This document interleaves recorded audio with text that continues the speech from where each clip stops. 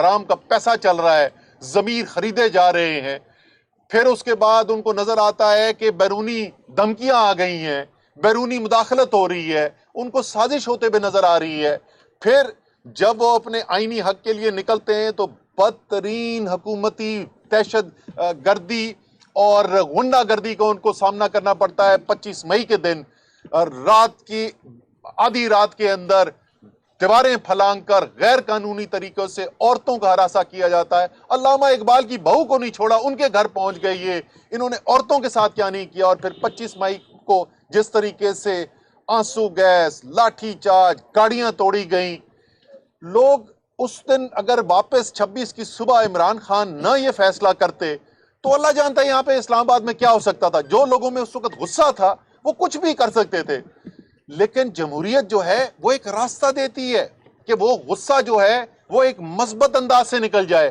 آج اس وقت فیصل آباد میں آپ کو بتا سکتا ہوں کہ اس وقت لوگ جو ہیں ان کا غصہ ٹھنڈا ہوا ہوگا، کیوں؟ ان کو موقع ملا اور انہوں نے جا کے نہ صرف جو عابد شیر علی اور ساتھ ان کے رانا ثناء اللہ نے کیمپین کی، نہ صرف بہت بھاری مارجن سے ان کو ہرایا، بٹ مجھے شاری شام سے جو سب سے زیادہ لوگوں کی خوشی کے میسیجز آ رہے ہیں فیصل آباد سے وہ یہ آ رہے ہیں کہ جی رانا ثناء اللہ کی گھر کی یو سی کے سارے پولنگ سٹیشن جو ہے ان کو ہرا دیے، تو ان کو ایک موقع ملا۔ آپ کیوں چاہ رہے ہیں، کیوں دھکیل رہے ہیں پاکستان کی قوم کو؟ کیا ابھی تک آپ کو یہ نظر نہیں آیا کہ قوم کدھر کھڑی ہوئی ہے؟ فیصلہ دیوار پہ لکھا جا چکا ہے۔ اب پاکستان کے فیصلہ کرنے والوں کے پاس دو راستے ہیں، یا عوام کو ایک راستہ دیں گے جس کے ذریعے ایک پرامن طریقے سے، ایک مثبت طریقے سے، ایک جمہوری عمل سے گزر کے وہ جو تبدیلی چاہتے ہیں پاکستان اس تک پہنچیں گے، یا ان کو اتنا مجبور کریں گے کہ خدا نہ خواستہ پھر کوئی دوسرا راستہ اختیار کرنا پڑے۔ اور یہ کسی عمومی حالات کے اندر نہیں ہو رہا، یہ اس صورتحال کے اندر ہو رہا ہے کہ جس وقت قوم جو ہے وہ پہلی دفعہ دیکھ رہی ہے کہ آئی ایم ایف کا معاہدہ ہونے کے باوجود عالمی مارکیٹس کے اندر ان کا پاکستانی سیاست سے کوئی تعلق نہیں ہے، یہ سب سے زیادہ کولڈ بلڈڈ، کیا بولنا چاہیے، بے رحم مارکیٹس ہوتی ہیں جو بانڈ مارکیٹ ہے انٹرنیشنل، وہ یہ کہہ رہی ہے کہ پاکستان کے دیوالیہ ہونے کا تقریباً ان کو یقین نظر آ رہا ہے۔ کیا کسی نے سوچا ہے کہ جس وقت خدا نہ خواستہ اگر ہم وہاں پہ پہنچتے ہیں، اللہ نہ کرے ہم وہاں پہنچے، اگر وہاں پہنچ گئے تو اس کا ملک کے اوپر اور عوام کے اوپر کیا اثر پڑے گا؟ اس وقت آپ کو پتہ ہے شری لنکا کی کیا حالت ہے؟ 13% ان کی معیشت سکڑ گئی ہے کیونکہ انہوں نے ڈیفالٹ کیا تھا۔ ایک طرف وہ صورتحال آپ کے سامنے ہے، بدترین مہنگائی کا سامنا کر رہے ہیں پاکستان کے عوام، بجلی کے بل سے وہ پاگل ہو گئے ہیں، اوپر سے لوڈ شیڈنگ ہو رہی ہے، اور سب کو پتا ہے کہ اگلے 2 مہینے کے اندر جیسی سردیاں آئیں گی بدترین گیس کی لوڈ شیڈنگ ہونے والی ہے۔ ان حالات کے اندر آپ سیاسی بحران کو حل کرنے کو نہ تیار ہو اور آپ کہیں کہ میں زور، زبردستی، طاقت، اس قوم کی جو آواز ہے اس کا جواب ہمیں اس وقت کیا سننے کو مل رہا ہے؟ کابینہ نے کروڑوں روپے کی گولے خریدنے کی اجازت دے دی، وہ کہہ رہے ہیں نئی نئی ٹیکنالوجی سے ہم لے کے آئیں گے اور ہم عوام کو ماریں گے۔ نہتے پاکستان کے عوام جو اپنا آئینی حق استعمال کرنے کے لیے آئے ہیں، وہ انشاءاللہ تعالی یہ مار بھی نہیں سکتے، آپ ان کو روک بھی نہیں سکتے۔ لیکن آخر میں پھر یہی کہوں گا کہ ایک دفعہ پھر پاکستان کے عوام نے اپنی آواز سے یہ فیصلہ سازوں کو تک بات پہنچائی ہے کہ جو ملک کے اندر حالات پیدا کیے گئے، جو سازش ہوئی، جو امپورٹڈ حکومت آئی، وہ کسی طور پہ پاکستان کے عوام اس کو قبول کرنے کے لیے تیار نہیں ہے۔ آج ایک دفعہ پھر پاکستان کے عوام نے عمران خان کے اندر اپنے اعتماد کا اظہار کیا، اور یہ کوئی چھوٹی موٹی چیز نہیں ہوئی۔ سیاسی طور پر جو سمجھتے ہیں کہ 13 جماعتیں ایک طرف، آپ کو پتہ ہے ایسی سیٹیں، مردان والی سیٹ وہاں پہ پی ڈی ایم کی جو سارا ٹولہ ایک طرف مل کے الیکشن لڑا تھا، ان کے پچھلے الیکشن میں تقریباً 1,40,000 ووٹ تھا، تحریک انصاف 58,000 ووٹ لے کے جیتی تھی الیکشن، مطلب ان سے آدھا بھی نہیں تھا، اور آج وہ سیٹ بھی جو ہے وہ تحریک انصاف اور عمران خان جیت رہے ہیں۔ اتنی بڑی اس وقت انقلابی تبدیلی آئی ہوئی ہے عوام کے اندر۔ تو انشاءاللہ تعالی پاکستان جو ہے یہاں سے بہتری کی طرف جائے گا انشاءاللہ تعالی۔ یہ پاکستان کی عوام نے جو محنت کی ہے، جس طریقے سے، جس بہادری سے پاکستان کی عوام نے یہ مقابلہ کیا ہے اور دنیا کو پیغام دیا ہے، انشاءاللہ تعالی اللہ تعالی جو ہے اس ملک کے اوپر رحمت نازل کرے گا, بہتری کی طرف ہمیں لے کے جائے گا. اور اسی لیے میری تمام پاکستان کے عوام سے, خصوصی طور پہ تحریک انصاف کے, میں تحریک انصاف کے جو ورکرز, لیڈرز جنہوں نے محنت کی, میں ان کا شکریہ ادا کرنا چاہتا ہوں. جس طریقے سے تمام حلقوں کے اندر, وہ صرف اس حلقے کے لوگ نہیں تھے, ہماری پوری ٹیمیں, ہمارے M P As, M N As, ticket holder, تنظیمیں, سب نے ماشاءاللہ بے تحاشا محنت کی ہے. آپ سب کو میں مبارکباد دینا چاہتا ہوں, سب کا شکریہ ادا کرنا چاہتا ہوں, پاکستان کے عوام کا شکریہ ادا کرنا چاہتا ہوں. اور عمران خان صاحب کا ایک پیغام دینا چاہتا ہوں ساری قوم کے لیے. خان صاحب نے کہا ہے کہ کل سب جو ہے وہ تشکر کی دعا بھی کریں, اللہ تعالیٰ سے شکر ادا کریں کہ اللہ تعالیٰ نے اتنی بڑی قوم کو کامیابی دلائی ہے, سرخرو کیا ہے پاکستان کی حقیقی آزادی کی تحریک کو. اور یہ بھی دعا مانگیں کہ اللہ تعالیٰ ہمیں سب کو, خاص طور پہ وہ جن کے پاس فیصلہ کرنے کا اختیار ہے, اللہ تعالیٰ ملک کی بہتری کے لیے حکمت والے فیصلے کرنے کی توفیق عطا کرائے. پاکستان زندہ باد.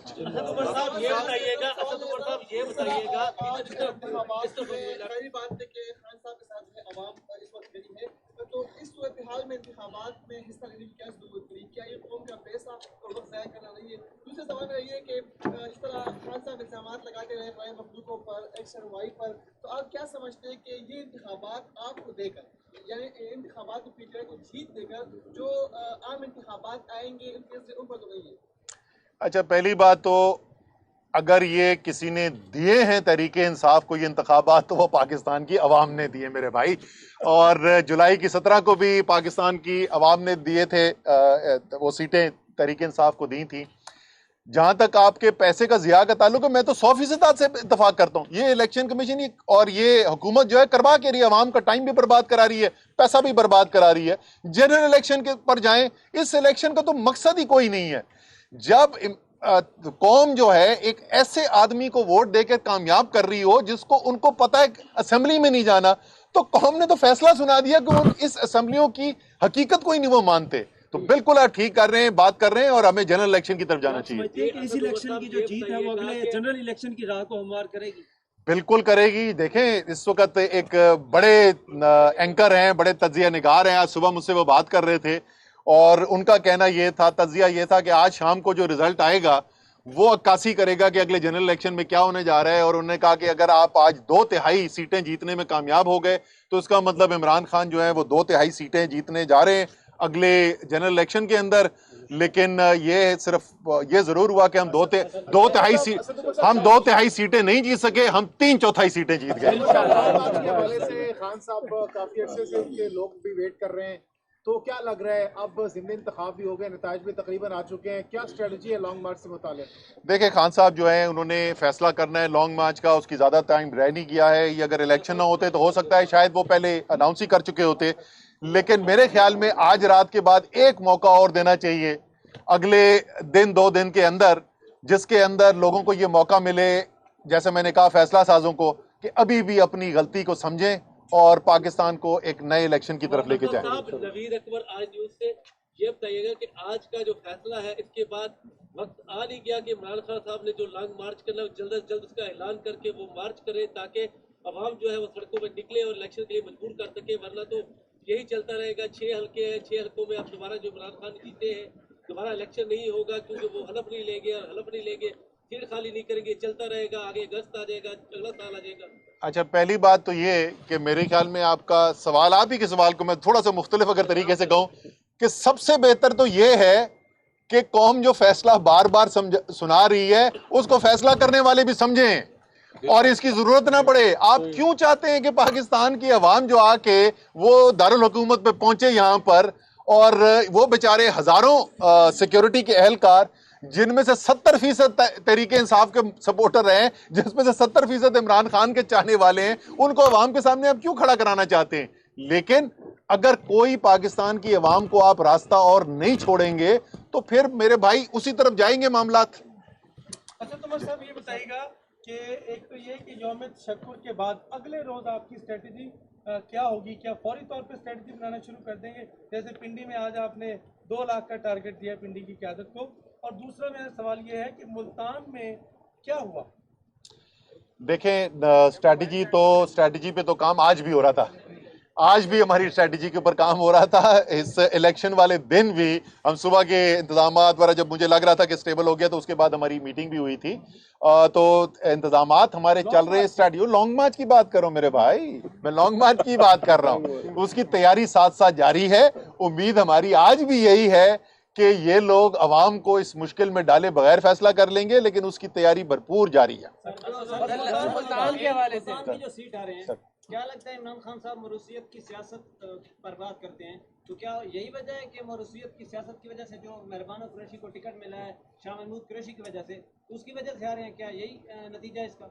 देखिए, मुल्तान का नतीजा जो है, जाहिर है इसके बाद जो है उसका तज्जिया किया जाएगा, और उस तज्जिए के अंदर ये देखने की कोशिश की जाएगी कि क्या मुहर्रिकात बने जिसकी वजह से उस दिन जहाँ पे बाकी हमारे इतने अच्छे रिजल्ट्स आ रहे थे, यहाँ पे इतना अच्छा रिजल्ट नहीं आ सका। लेकिन एक चीज़ का जो मुझे पता है, जो वहाँ से पहले खबरें आ रही थी, एक आध सीट और पे भी वो हो रहा था, लेकिन मुल्तान से तो खास खबरें आ रही थी। पैसा अल्हम्दुलिल्लाह उन्होंने बहाया, उन्होंने वोट खरीदे बेतहाशा है पीपल्स पार्टी वालों ने। सर, अवाम ने आपको मुंतखब करके आपको फैसला साज बना दिया है, तो पीटीआई जो गैर जमहूरी फैसला साज है उनका किरदार खत्म करने के हवाले से क्या करेगी? सर, पीटीआई पीटीआई तो मेरे भाई, अगर पीटीआई जो है उस सियासत में यकीन रखती होती तो क्या पता 2002 में वजीर आज़म इमरान खान बन चुका होता। तो पीटीआई तो दो ही ताकतों के ऊपर पूरी सियासत करती है, या अल्लाह ताला पर ईमान है और या पाकिस्तान की अवाम पर भरोसा है। हमने तो वो सियासत करनी है। मैं वही तो बोल रहा हूँ ना, देखें, मैं वही आपसे कह रहा हूँ। तो जब आपकी पूरी सियासत ही अवाम की ताकत के ऊपर मबनी है, तो किस किस्म का आप निज़ाम चाहेंगे? हमारे चले हम सोच दें कि आप तहरीक इंसाफ वाले जो है ना, वो मुल्क का नहीं सोच रहे, वो अपना सोच रहे हैं। अगर मैं अपना भी सोच रहा हूँ, अगर मैं तहरीक इंसाफ का भी सोच रहा हूँ, तो मेरी ये ख्वाहिश होगी कि पाकिस्तान के अंदर सियासत जो हो, उसके अंदर फैसला साज सिर्फ और सिर्फ पाकिस्तान के अवाम हो, क्योंकि वो सियासत मुझे सूट करती है। आखिरी सवाल आप कर लें। जिक्र किया कि फैसला साजों के पास दो ऑप्शन है कि वो कौन सा रास्ता इख्तियार करें। आपको पंजाब में पहले भारी अक्सरियत मिली, अभी फिर अवाम ने आपको भारी अक्सरियत जितवाया। क्या आपकी अब भी नजर फैसला साजों पे? आप नहीं समझते कि अब अवाम के फैसले जो आपके हक में आ गए, सर, ये अक्सरियत में आप खुद फैसला करें? कब तक फैसला साजों की तरफ देखते हैं? मैं वही आपसे कह रहा हूँ ना भैया, कि उन्होंने फैसला तो अभी उनके कोर्ट में है ना इस वक्त। तो अभी तक तो मियाँ शहबाज शरीफ को फोन कॉल कर देनी चाहिए थी लंदन कि मियाँ साहब, मेरे ख्याल में वो मियाँ साहब ही कहते हैं उनको, कि मियाँ साहब ये गल तो नहीं चल रही, तो हुण मैनू जान दो। तो हाँ, वो उनके दिल से आवाज निकलेगी कि मेरी बारी जान दो, न्याजी नु आन दो। तो शायद आज रात को फोन कॉल कर दें। मुज़ाकरात की तरफ क्यों नहीं आप बढ़ रहे? वजह क्या? मैं मुज़ाकरात के लिए हमने कब कहा है कि हम नहीं करेंगे? हम पहले दिन से बोल रहे हैं, पाकिस्तान के बहरान का हल एक नया मैंडेट है, नया मैंडेट जो एक नए इलेक्शन के जरिए आएगा, और इस नए इलेक्शन के लिए ऐलान करे हुकूमत के हम काम करने के लिए तैयार हैं। उस इलेक्शन के लिए हम उनके साथ मुज़ाकरात करने के तैयार। मैं दूसरी बात बोलता हूं जो मैं 36 दफा बोल चुका हूं, यार आपके ख्याल में ये सियासी बहरान इलेक्शन के अलावा किसी तरीके से हल हो सकता है? तो आप बता दें, हम उसकी बात कर सकते हैं। ये 4 महीने से पूछ रहा हूं, सिवाय एक सेकेंड यार, अगर आपकी सारी काबीना की 6 महीने के अंदर सियासी समझबूझ सिर्फ इतनी है कि गोले कितने खरीदने और सिंध से पुल्स कितनी मंगवानी है, तो माजरत के साथ क्या मुज़ाकरात में करने जाऊं कि ड्रोन से गोले लगाएंगे या बंदूकों से चलाएंगे?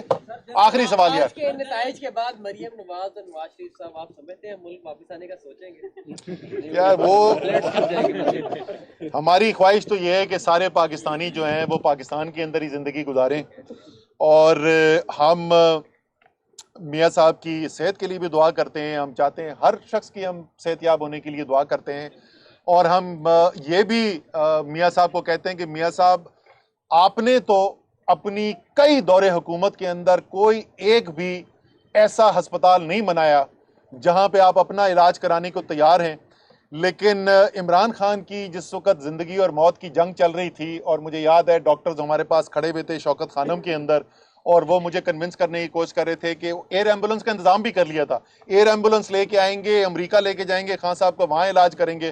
تو خان صاحب نے کہا تھا میں شوکت خانم میں جہاں غریب ترین انسان کا علاج ہوتا ہے میں وہیں پہ علاج کراؤں گا. میاں صاحب آپ بھی آئیں، آپ کو میں اپنے فیصل سلطان صاحب سے سفارش کر دوں گا آپ کا علاج بھی شوکت خانم میں کرا دیں.